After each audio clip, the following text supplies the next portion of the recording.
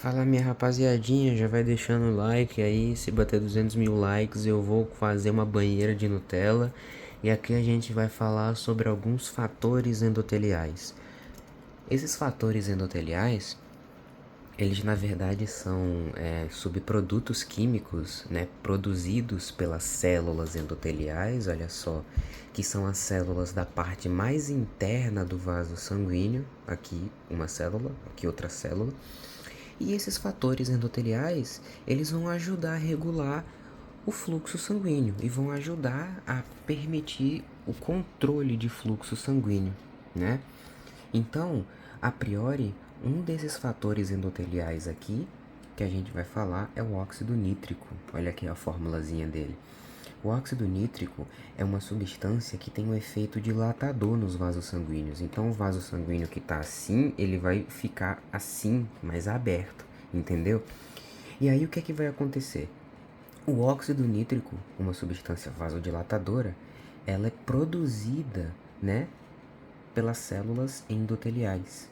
E aí, o que acontece nesse esquema aqui é justamente a representação de como o óxido nítrico vai ser produzido. Então aqui eu tenho uma célula endotelial que vai produzir o óxido nítrico. Esse óxido nítrico aqui, uma vez produzido, ele vai atuar nas células musculares lisas que estão aqui em volta do vaso sanguíneo. E aí o óxido nítrico vai ativar uma enzima chamada guanilatociclase. Essa guanilatociclase vai fazer um GTP cíclico se transformar em GMP cíclico. Esse GMP cíclico vai funcionar como um sinalizador químico que vai induzir a ativação da proteoquinase, que vai induzir o relaxamento da musculatura. Uma vez que ocorre o relaxamento, tá assim, fica assim, ó, vasodilatado, né, como tá mostrando aqui. Já o outro fator endotelial é a endotelina, que também é produzida pelas células endoteliais. Só que ao invés de dilatar, a endotelina promove constrição. Então, vejam que as células endoteliais, elas têm a capacidade de secretar principalmente dois tipos de fatores que vão ali interferir no processo de vasomotilidade, né? Então o endotélio pode secretar fatores que constringem, no caso da endotelina, ou fatores que dilatam, como aquele outro que a gente viu, que é o óxido nítrico. Então aqui é a mesma coisa, essa substância, a endotelina, vai ser produzida nas células endoteliais, e aí ela sai das células endoteliais e vai para as células musculares lisas, e nessas células musculares lisas ela vai interagir com os receptores ETA, que são receptores de endotelina A e endotelina B, e vão provocar vasoconstrição. Essas duas imagens aqui, que mostra lesão vascular e vasoconstrição, é para explicar que a endotelina é um fator vasoconstritor, mas que ela só é liberada em ocasiões especiais, como no caso uma lesão vascular, né? Então, diante de um corte ou então pequenas hemorragias, é quando essa endotelina vai ser produzida e vai provocar vasoconstrição. O óxido nítrico aqui não necessariamente vai seguir o mesmo padrão, tá? É tanto até que o óxido nítrico, ele é uma substância feita a partir do oxigênio, né? Óbvio, tem óxido aqui, e arginina, que é um aminoácido, né? E a arginina é um dos compostos presentes naqueles potinhos, sabe, de suplemento de academia, né, que os maromba toma, justamente porque a lógica é quando eles ingerem aquilo, aquele pó branco que parece cocaína, tem a arginina, e a arginina, quando se une ao oxigênio, as células endoteliais se transformam em óxido nítrico. E aí a lógica é a seguinte: eu produzo óxido nítrico, eu dilato os vasos sanguíneos, e se eu dilato os vasos sanguíneos, eu aumento a quantidade de sangue que está passando ali naquela região, por exemplo, um bíceps.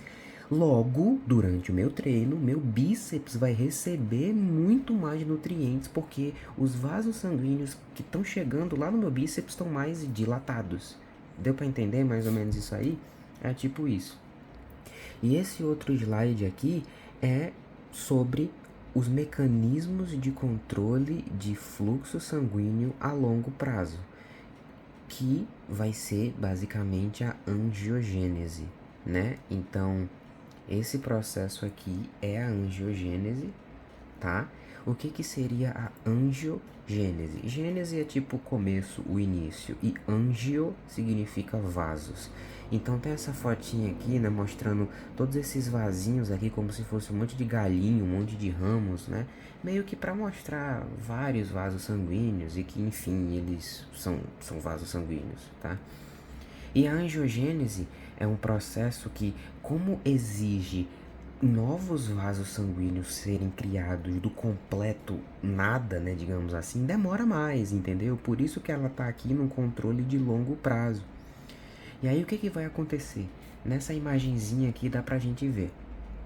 Então, a princípio, o que vai acontecer é que um lado, né, de um vaso sanguíneo específico, ele vai começar a secretar alguns que a gente chama de fatores de crescimento, que são esses dois aqui.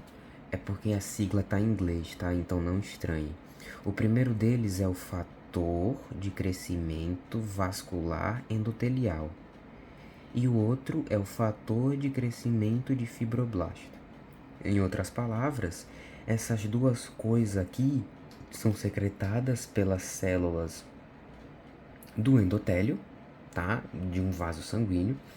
E aí o que acontece é que uma vez que esses dois caras aqui são liberados, a membrana, olha só, a membrana basal desse vaso sanguíneo, ela meio que fura e ela começa a criar uma projeção para cá, olha só, na direção desse outro vaso sanguíneo que tá aqui. E aí e aqui segue, ó, o passo 3, né? 1, 2, 3. E aqui essa projeção já está se encontrando com a outra projeção daqui de cima. Até que as duas membranas elas se juntam, né? Fusam, tipo isso assim, mais ou menos. E depois forma-se um tubo. Essa região fica oca, formando um tubo mesmo. E aí, finalmente, um novo vasinho sanguíneo, né? Esse é o processo de angiogênese.